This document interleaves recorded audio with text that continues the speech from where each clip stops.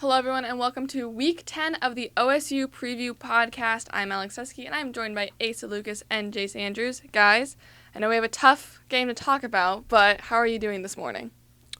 Doing well. It's a nice, getting ready for college football. Got to be ready for a good day of football watching and hopefully some point scoring, too. I think the cynic Cowboy is coming back into the booth, y'all. That's what I think's happening here after what we watched. Or more so what we didn't watch. From an embarrassing performance in Manhattan, Kansas, the Cowboys were shut out from the Kansas State Wildcats 48-0. It was the first shutout since November 28th, 2009, which was Bedlam in Norman. I honestly struggled doing these notes. I didn't want to relive it. Jace and I, we were there. At least Jace had the privilege of being up on the photo deck, a couple 100 feet up. I was on the field. I was alone up there watching the game with Kansas State fans surrounding me on the photo deck and just thinking about why I was here and my life choices that led me to this moment to where I couldn't turn off the game. So, for those of you who don't know, every week the media gets emailed out the post-game notes, which are different than the stats. These are actual trends or things that happen in the game, and these were the shortest post-game notes I've ever seen. So I will highlight the 4 key points that they gave, and you guys can interject at any time. The team has played in front of 6 consecutive sellout crowds. That was the first takeaway from last week's game. Injuries. I think we'll analyze this a little bit more. Braden Johnson, Hunter Woodward, Dominic Richardson, Brendan Evers, and Jaden Bray did not play. In that game, we lost Tom Hutton, not only in the game, not only for the season, but for good. He already announced that this would be his last season as a Cowboy. He's going to go back home to Australia with his wife and start a family. And he suffered a season-ending ACL tear. So, hats off to Tom. Did we confirm it was an ACL tear? I know he said it was ACL. He tweeted it out. Okay. He did. He finished his 4-year career with 233 punts with a 41.3 average, along of 62 for a total of 9,619 yards. He also has 1 pass attempt, which was completed for a gain of 20 yards. So cheers to Tom Hutton, a great career. I will give you that, Tom Hutton. Thank you for what you've done for Oklahoma State and for the football team. You've left an impact, a positive one, and your time here will be remembered. Tom Hutton has easily been our best special teams player all year.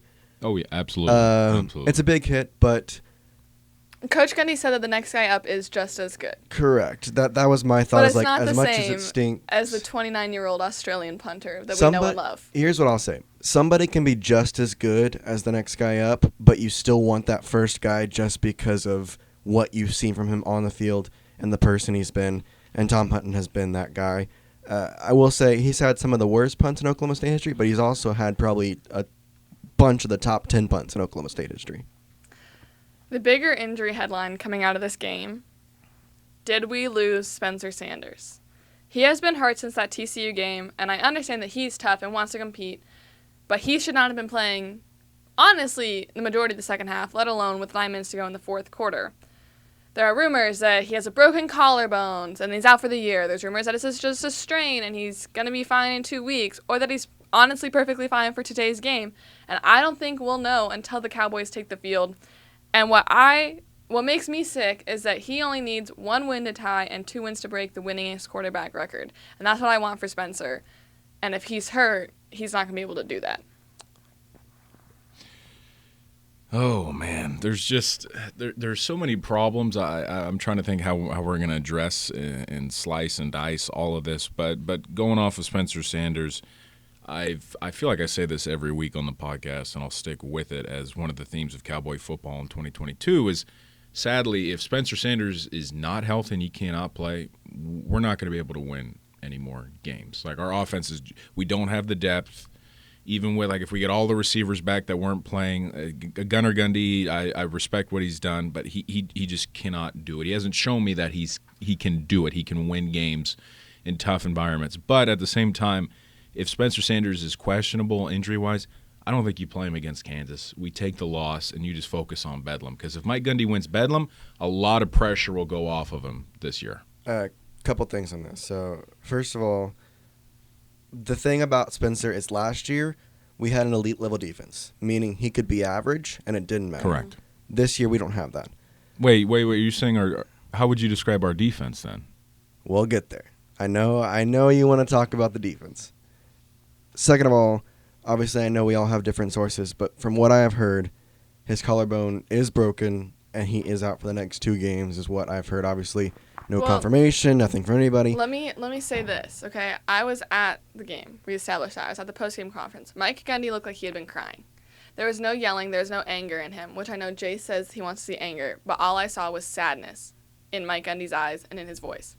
Then, the way K-State was set up, we had to go outside to interview. And I was interviewing Brennan. Brennan was looking behind me as an ambulance with its lights comes out of the Cowboys locker room. And Brennan just goes face blank, stutters, and asked me to repeat the question.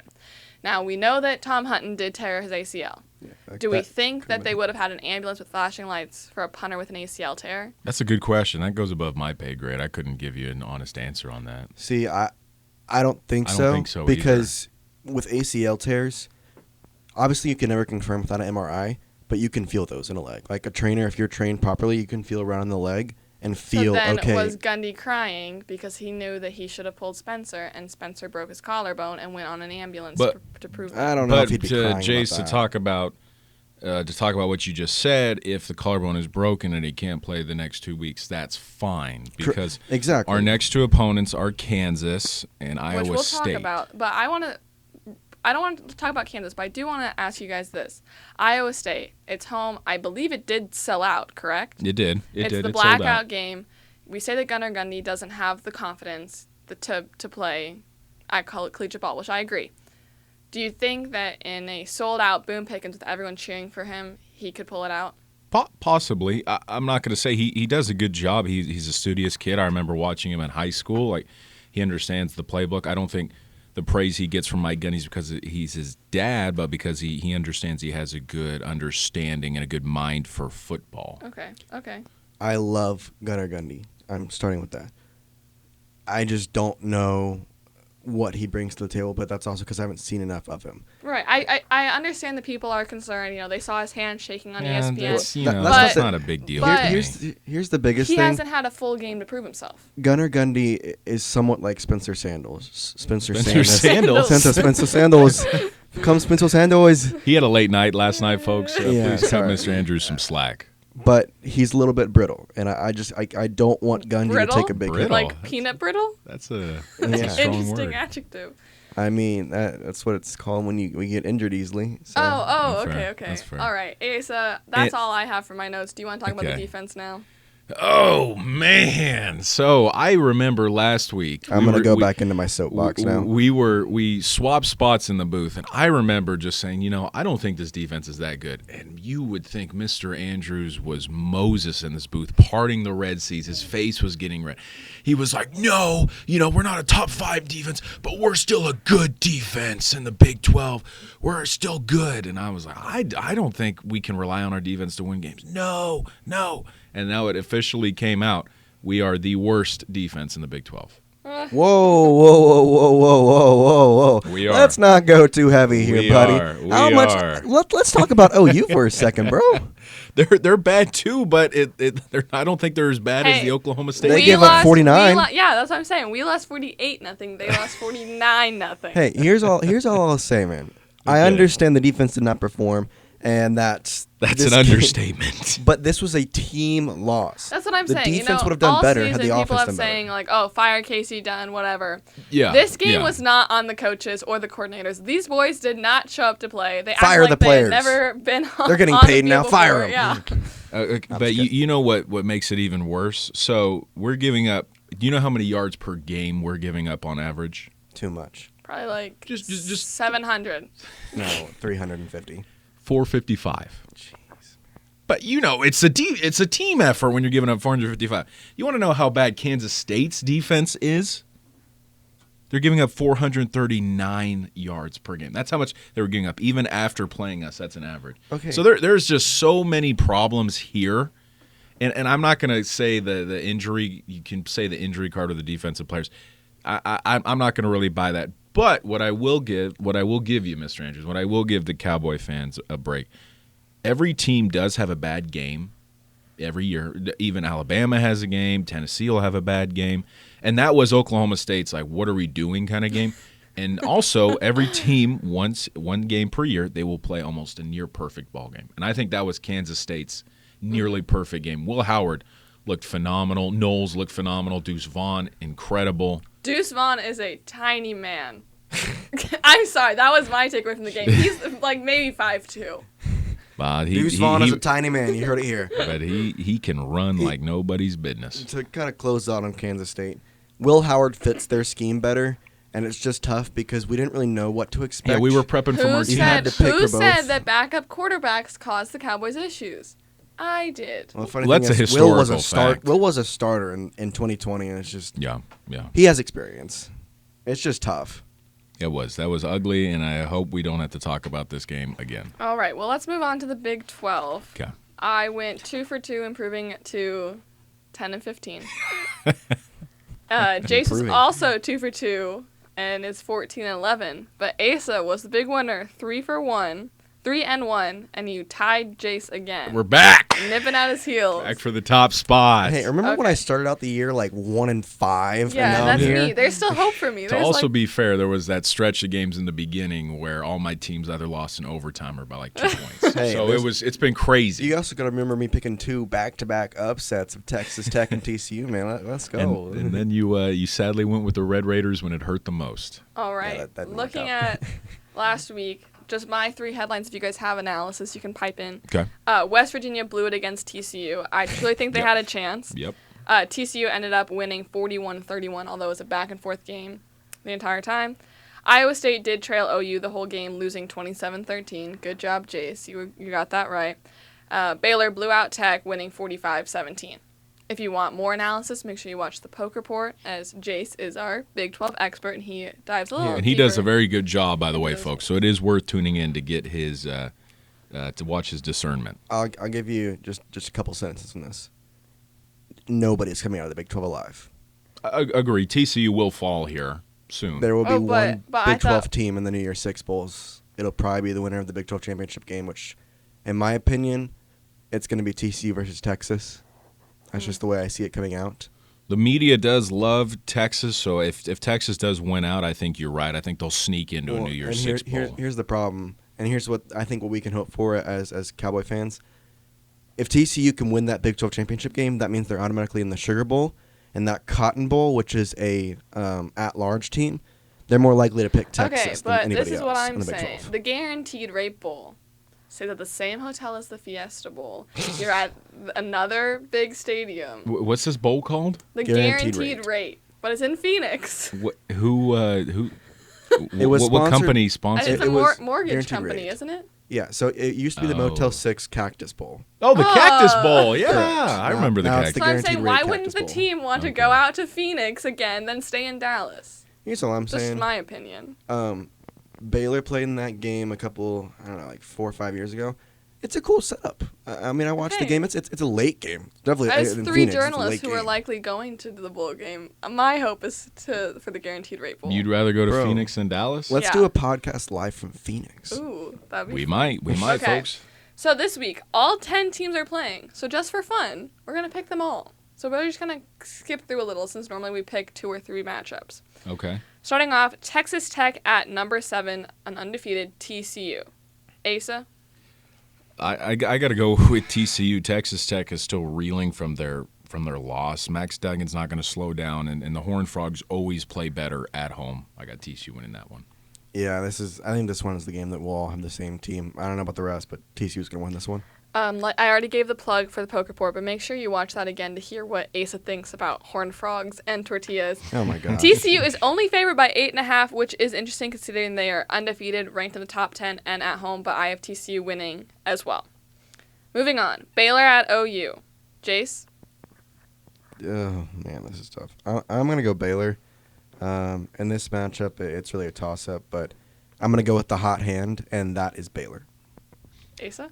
I like Dylan Gabriel. I like the fact that Oklahoma was able to withstand a tough Iowa State team. They're going to see the defensive difficulty drops down dramatically when playing Baylor, and they're at home. It's a loud stadium. I still think the fans are behind the team, regardless of how rough their season has been. I have Oklahoma winning.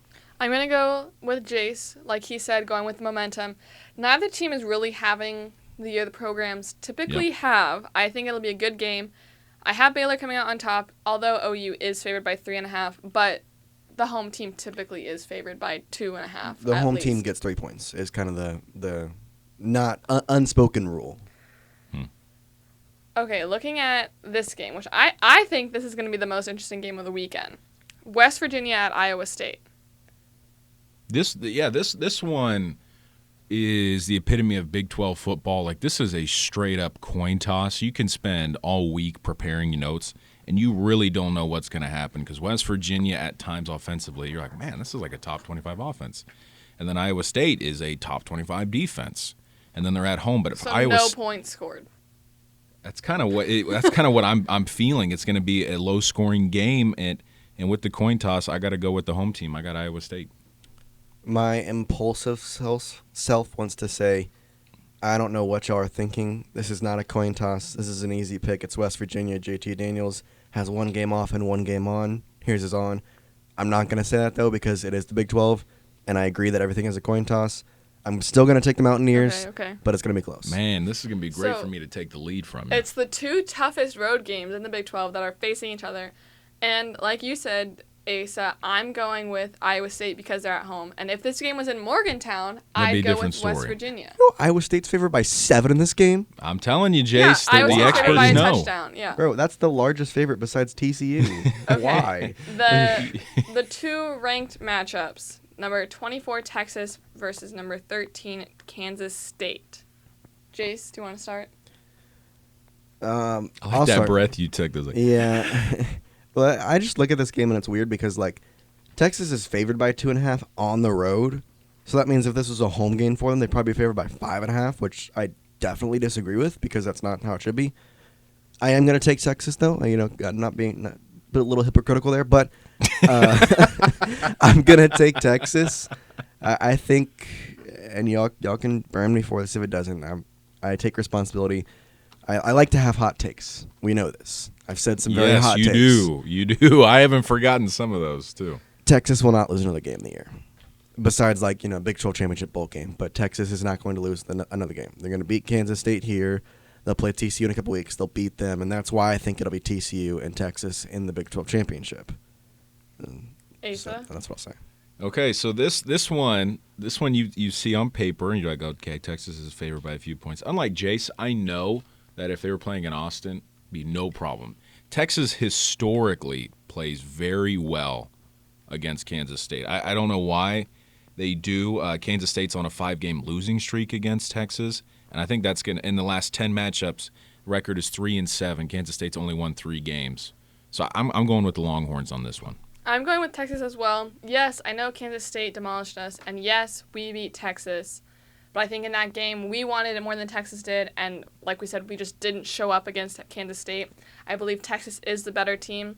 Texas is only favored by 2.5, though. I think it'll be a good night game, but I have the Longhorns coming out on top. Just pointing this out, it doesn't really affect us. There are 2 Friday games next week. Did we know this? I didn't think about that. Baylor plays K-State, and Oklahoma plays West Virginia on Friday next week. Huh. That's interesting. Does anybody know why? Maybe we'll have to do an early podcast to get those. That's what I was wondering. I was like, why is that? I was like looking for the schedule, and I was like, what the heck? Jace, that's not in my notes, Jace. Yeah, you're messing up my Bro, flow. It's in my notes. All right. Well, so prepared. We're running a little early on time. So why don't we look at the college football playoff rankings? Okay. The first playoff rankings came out, and we were ranked 18th, which I can get behind. That's fine. TCU was ranked the highest at 7. 25th. Kansas State, 13. And Texas, who was not ranked in the AP poll, came in at 24th. The top 4, Tennessee, Ohio State, Georgia, Clemson. Why is Clemson ranked 4th? Dabo Sweeney. Yeah, and the thing that the playoff committee likes to do is they look at the history of your program and how you've done, and they'll give you a lot of favor. That's an example why Texas. Why is Tennessee number 1 if we're looking at the history of the team? I'm saying that's part of what they do. To be fair, though, Tennessee does have a good storied football history. Not like in the past 10 years. Yeah, but not in the past 20 years, but past 30 years maybe. Well, I'll say this, and this is, again, maybe a hot take to some people. The CFP just does this to screw with us. The first week of the polls is always terrible.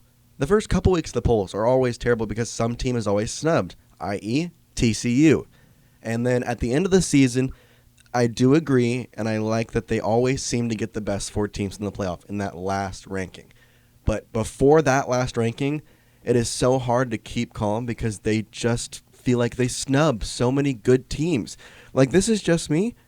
Max Duggan and TCU would absolutely wipe Clemson any day of the week. Yeah, I agree with you on that one. Sure. And I think even TCU could hold their own against Michigan. I think Michigan's been one of those overrated teams. And remember, Clemson doesn't have a quarterback right now, technically. All right, Jace, you ready to throw some dynamite in this podcast? Go ahead. All right. So, do you think Tennessee's going to lose to Georgia or Alabama in the SEC championship? Neither. Wow.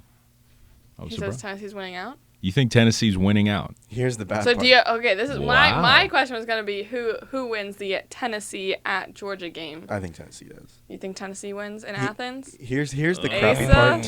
I don't know. I think Tennessee is going to go undefeated, but then they're going to lose to that 4 seed. That's the one. That's just my hot take. So my friend Mary from Knoxville, I'm from Knoxville for those listening that don't know that, she is a Vol for life. They were at the very first game day, and then they were at the game when they beat Alabama. Her whole family bleeds orange, and she said, Tennessee at number 1, I never thought I'd live to see the day. Aww. And I said, Mary, we've lived through it. I mean, she's obviously been a Vols fan more than me. I moved there in 2015. But thinking back to the Vols back in 2015, 2016, and now being number 1 in the nation, it's a full 180. And these predictions are not going towards our overall. No, they are not. Right. I They're not. actually have something for you, though. We can maybe buy each other ice cream, whoever wins. I was thinking something a little different. Okay. So, Okay. obviously, we're Oklahoma State fans. We're Oklahoma State students. We understand that.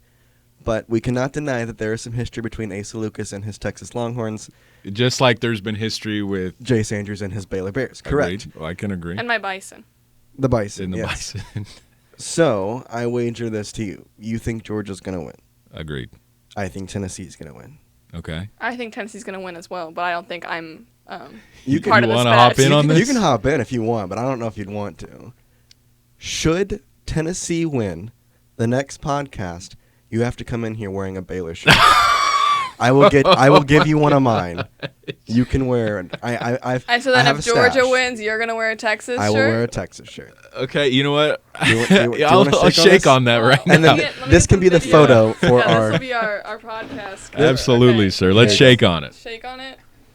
All right, we have we have the recording. And then Wow, this is big time. My face is going to be glued to my TV tonight. Well, see, what's funny is that both Kansas and Oklahoma State and Tennessee and Georgia both played today at 2:30. So we're gonna have 2 games. Oh on. my gosh!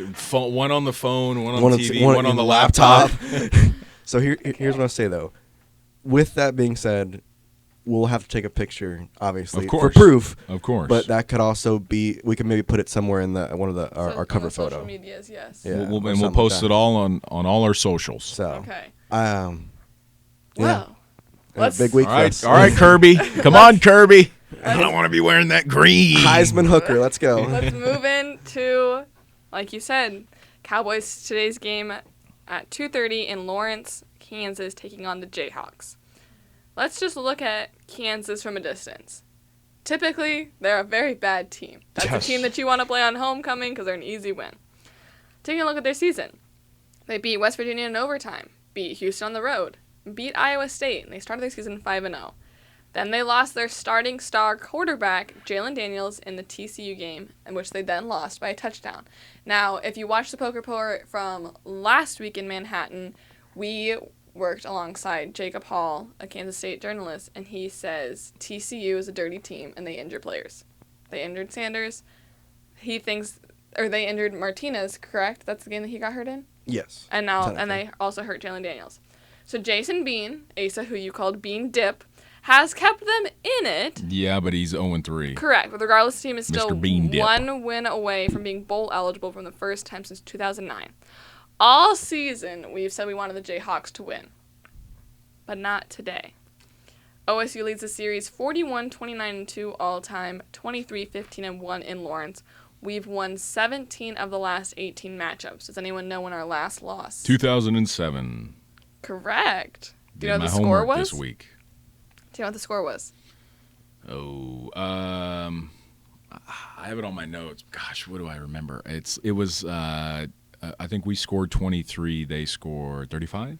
43-28. 43-28. Okay. So the big storyline is the quarterback. We've already talked about Spencer Sanders. There have been reports that Jalen Daniels, who's been out since that TCU game, has practiced all week and will start. So if he starts and Sanders doesn't, it's going to be one tough rodeo for the Cowboys. It will be. And I caught so much flack for going with my gut against Texas. And once again, I'm feeling I have to go with Kansas, but. Oh, are we already doing our predictions? Okay. No, I'm just saying, on paper, this would have been a great game for me to use my one cynic card and being if Jalen Daniels. It's not prediction time yet, so you can still think if you want to use that card. I'll say this. Jason Bean has played for 3 games, and I know that Jalen Daniels did play, we're in week 7 right now? So Jalen Daniels played 4 weeks before? He played 5, because Five. they Played started 5 5-0. He Well- technically played 5.5. So obviously Jason Bean has played 3 games, but Jalen Daniels is still the leading passer on the team, which is, very, not too outlandish, but he's leading it by a lot, which just kind of shows how big of a difference he makes. Some other key players, the leading rusher is Devin Neal. He has 537 yards and 6 touchdowns. The leading receiver is Lawrence Arnold with 401 yards and 3 touchdowns. However, I think tight end Mason Fairchild is a bigger threat. He has a 48-yard catch and 5 touchdowns on the season as well. Yeah, and on top of that, there's not really one defensive player I could pick out to kind of say he's going to be the one we got to watch out for, because they're all defenses kind of matched around everywhere. I have one. You have one? Go Yeah. ahead. I have Lonnie Phelps, their defensive end. So Lonnie Phelps got 3 sacks when he was playing against Lonnie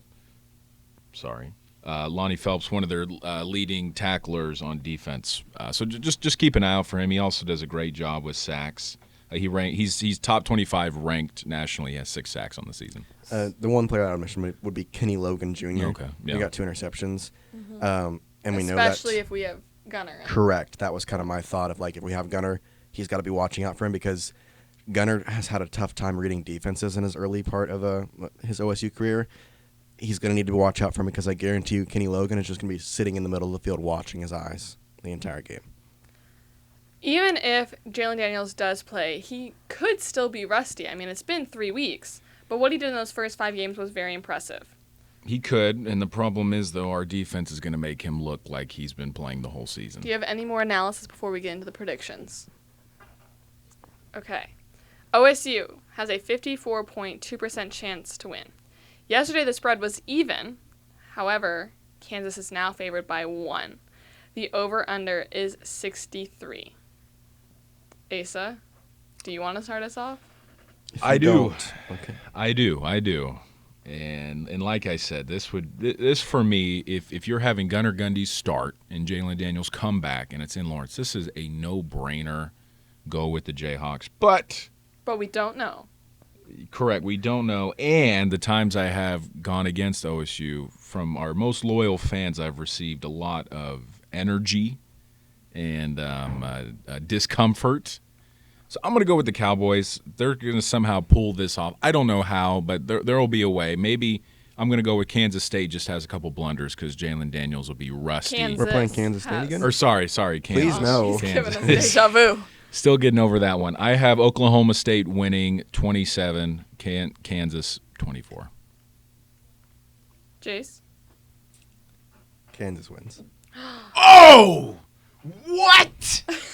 Whoa, and that's going to count for the record, isn't it? Yes. That will count for the record. Oh, Why don't you guys keep what you dirty. say on the poke report? Listen. You're dirty. Now he's giving himself 2 chances by picking Kansas on the podcast. Wow. And OSU on the poke report. Jace. Listen, nobody can see my face on the podcast, but it hurts. So what's the score hurts. then? He's smiling. He's grinning from ear to ear. Okay, yeah. Wow. Like you were when you picked Texas, What you know, is- your team. And they almost... Okay. Jace, All right. what's the score? What is the score? 38. to. Okay, let me pause. I'm going to give you my score that I think will happen because Gunnar Gundy's going to play. Just give us one score. If Kansas wins, I know. what's the score? Kansas wins 38-21 because Gunnar Gundy plays. If Spencer plays... Nope, you don't get to say another one. 38-35. Nope. All the fans at home heard that. See, he's trying to give himself the best edge. I know, he is. Well, Play I'm smarter, going to not go with harder. our Cowboys. We need this win, and a lot of people are saying that we're completely done for, and unlike the elephant in the podcast booth, I'm not going to be pessimistic. Yeah, Even if Mr. Lucas, Sanders I doesn't appreciate, play, what you took last time. even if Sanders doesn't play, I have our Cowboys coming on top 34-28. It would take such a miracle. I'm stuttering because it's going to take the Cowboys everything they got, and hopefully, God willing, they can pull it off. Get a win Here's today. what I go back to. We have had everything go wrong for us in that last game. So now it's time for everything to go right. Everything continues to go wrong for us. Ugh. Because All right. guess what? Asa, maybe we need a new co-host for I next week. can't believe this. He just wow. Asa picks Texas when we're playing at home. Yeah, and you Not- pick Kansas. Kansas is good. We're the one.